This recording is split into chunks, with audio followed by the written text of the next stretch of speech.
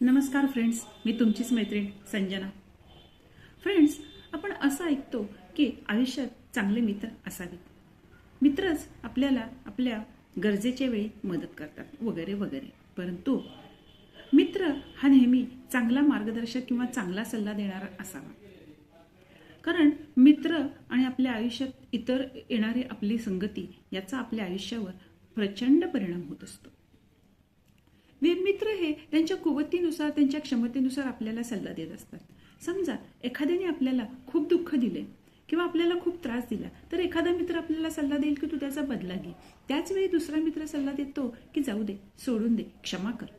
ह्या दोन्ही गोष्टींचा आपल्या मनावर किंवा आयुष्यावर सकारात्मक नकारात्मक असे परिणाम होत असतात. बघा ना, महाभारतामध्ये दुर्योधन खरं तर खूप शक्तिशाली आणि महान योद्धा होता. परंतु त्याच्यामध्ये असलेला हव्यास आणि गर्व हा त्याचा मार्गदर्शक शकुनी मामा नेमका हेरतो आणि त्यालाच खतपाणी घालतो. त्यामुळे तो वाईटातला वाईट माणूस बनतो. या उलट अर्जुन मात्र युद्धामधून माघार घेत असतानाच त्याचा मार्गदर्शक म्हणजे भगवान श्रीकृष्णाने त्याला त्याच्या कर्तव्याची आणि क्षमतांची जाणीव करून दिली आणि त्यामुळेच पांडवांनी कौरवांवर विजय मिळवला.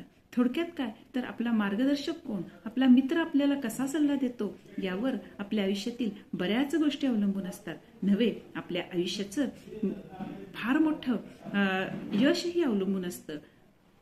हे मात्र नक्की लक्षात ठेवा. त्यामुळे आपला योग्य मित्र नक्की ओळखा. यासारखे विविध व्हिडिओ मी करत असते, त्यासाठी चॅनलला सबस्क्राईब करायला मात्र विसरू नका. आणि आपल्यालाही एखादा विषय हवा असेल तर तो मला जरूर कळवा. धन्यवाद.